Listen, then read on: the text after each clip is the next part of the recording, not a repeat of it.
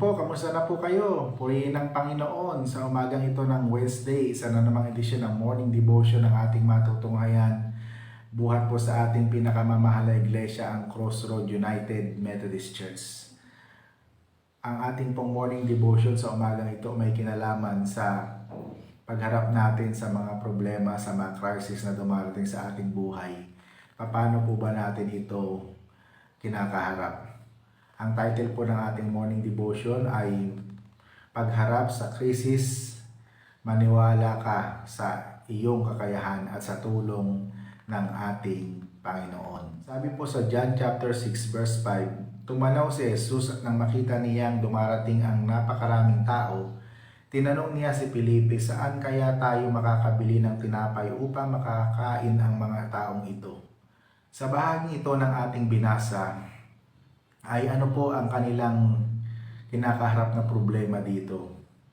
Kung paano nila mapapakain ang napakaraming tao na naghahanap at sumusunod sa ating Panginoon. Sa pagharap natin sa crisis, kailangan ang ganap nating pagtitiwala sa Diyos at sa ating sarili. Tiwala si Jesus na kayang resolbahin ang mga alagad ang crisis na kanilang kinakaharap. Wika niya sa mga alagad, kayo ang magbigay sa kanila na makakain. Luke chapter 9 verse 13b. So nakita natin dito yung compassion, yung pagmamahal ng ating Panginoon. Siya ay nahabag sa mga tao na para silang mga tupang walang pastol at hindi alam po saan patungo. Nakita ng ating Panginoon yung kanilang pangangailangan, hindi lamang yung pangangailangang espiritual, maging yung pangangailangang pisikal na kinakailangan nila ng mga sumandaling iyon. Pero nakita ng mga alagad ang kalakihan ng problema at ang kawalan ng tiwala sa kanilang kakayahan na kayang tugunan ang problema na kanilang kinakaharap. Tumugon sila sa utos ni Jesus, wala po tayong pagkain kundi 5 tinapay at 2 isda. Bibili po ba kami ng pagkain para sa lahat ng mga taong ito? Sabi sa John chapter 6 verse 7b, ang sinabi ni Felipe, kahit na po halagang 200 salaping pilak ang tinapay at di sasapat para sa kakainin sila ng tagkakalahati. Ang isang salaping pilak ay katumbas ng maghapong sahod ng isang karaniwang manggagawa ng panahong iyon. Gustong sabihin ni Felipe, mamumulubi sila kapag pinakain nila ang gayong karaming tao. Sa harap ng crisis, napakahalaga ang ating pagtanaw. Kapag ang tingin natin sa krisis ay dumbuhala, lalamunin tayo nito ng buo. Naalala ba ninyo ang nagpadala si Moses ng 12 tiktik sa lumang pangako? Sa tingin ng mga tiktik, hindi nila kayang lusubin ang lugar sapagkat ang mga naninirahan doon ay mga higante. Sila ay parang mga tipaklong lamang na kayang-kayang tirisin ng mga sandaling iyon. Ngunit iba ang paniniwala ni Caleb at ni Joshua. Sa tingin nila, sa pamamagitan ng patnubay ng Diyos ay kaya nilang gapiin ang mga taga-roon. Maniwala tayong mas malaki ang ating Diyos kaysa krisis na ating kinakaharap. Kasama natin ang Diyos, walang anumang imposible sa mga problemang dumarating sa ating mga buhay. So napakaganda po ng ating morning devotion sa umagang ito. Very timely po sa bawat isa sa ating mananampalataya na kung saan sa buhay natin ay hindi tayo makakaiwas sa mga crisis, sa mga problema na dumarating sa ating buhay. Tinuturuan tayo ng ating morning devotion sa umagang ito na buong pusong magtiwala sa Panginoon at sa tulong ng Diyos, gaano mang kalaki ang mga problema, ay higit na mas malaki at mas makapangyarihan ang Diyos na ating pinaglilingkuran. Kaya naman, anumang problema ay merong solusyon, anumang crisis ay merong katapusan at kayang-kaya natin ito mapagtagumpayan sa tulong ng Panginoon. Nawa sa pamamagitan nito, ma-empower tayo, ma-inspire tayo, magpatuloy tayo sa paglilingkod sa Panginoon at patuloy na umasa, magtiwala, manampalataya at sumunod sa ating Panginoon. Dahil ang Panginoon na ating pinaglilingkuran ay higit na makapangyarihan sa anumang crisis na dumarating at darating pa sa ating mga buhay. Purihin ang Panginoon. Tayo'y manalangin.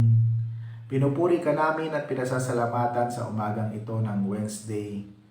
Isa na namang edisyon ng morning devotion ng aming napakinggan buhat sa iyo. At sa pamamagitan ng salitang aming napakinggan, pinaalala sa bawat isa sa amin na bagamat hindi kami exempted sa anumang mga mabibigat na sitwasyon at hamon ng buhay, ay laging nariyan ka sa bawat isa sa amin. Mas malaki ka sa mga problema na aming kakaharapin. Mas malaki ka at mas makapangyarihan sa mga crisis na aming sasagupain. Kaya salamat Panginoon dahil pinalalaanan mo kami na nandiyan ka lagi sa bawat isa sa amin.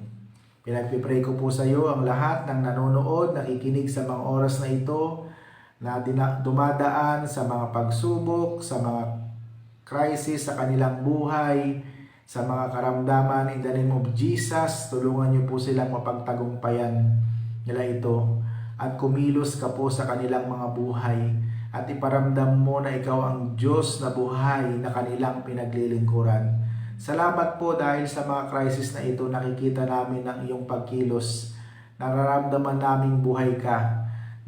Nakikita namin na hindi mo kami iniiwan at pinababayaan. Kaya tulungan mo kami na magpatuloy sa paglilingkod, magpatuloy sa pagsunod sa iyo, magpatuloy sa paggawa ng naayon sa iyong kalooban.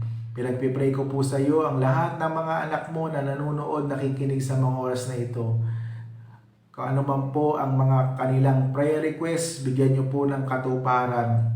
Ang iba na humihingi ng maayos at magandang kalusugan, pagalingin niyo po sila. Ang iba na humihingi ng mga blessing, ng mga pagpapala, pagpalain niyo po sila. At ang mga iba na humihingi ng lakas, ng loob, bigyan niyo po sila ng kalakasan na nagmumula sa iyo. Marami pong salamat. Pinagpipray ko rin sa iyo ang aming minamahal na bansa. Tulungan niyo po ang bansang Pilipinas, patuloy niyo pong protektahan, samahan, lalo tigit sa mga nagnanais na sumakop at manggipit sa aming Panginoon. Marami pong salamat, patnubayan niyo po kami, samahan niyo po kami sa kabuuan ng araw na ito. Huwag niyo po kaming iiwan, huwag niyo po kaming pababayaan, at laging iparamdam na tapat kang Diyos na tumawag sa bawat isa sa amin. Pinagpipray ko rin sa iyo, mga kapatid namin sa ibayong dagat. Malayo man sila, ngunit nawa ay naabot din sila ng aming mga panalangin. Ingatan niyo po sila, Panginoon. Ganon din po ang mga pamilya na kanilang iniwan sa Pilipinas at lagi niyo po silang sasamahan. Maraming pong salamat. Pinagpipray din namin sa iyo ang Crossroad United Methodist Church Family, ang United Methodist Church, ang aming mga obispo, ang aming mga DSS, at lahat kami, Panginoon, na naglilingkod sa iyo. Marami pong salamat. Ito po ang aming panalangin sa pangalan ni Jesus na aming Panginoon. Amen. Ayan, natapos na naman tayo ngayong Wednesday morning. Isa na namang edisyon ng morning devotion ng ating napakinggan, at nawa sa pamamagitan nito ay nagdulot ito ng kalakasan, ng inspirasyon sa bawat isa sa atin upang makapagpatuloy tayo na dumaan man tayo sa mga mabibigat na problema. Lagi nating tatandaan kasama natin ang Panginoon.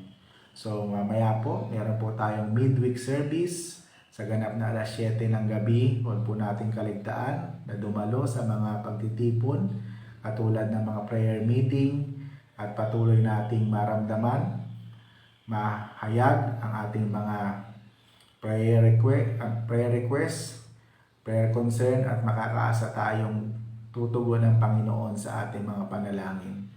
So mula po dito sa Crossroad United Methodist Church, ito po ang inyong lingkod, Pastor Moses, Lagi nagsasabing ang Diyos ay mabuti, hindi lamang noon, ngayon, kundi sa mga darating pang panahon. Hanggang sa muli, God bless everyone. Paalam!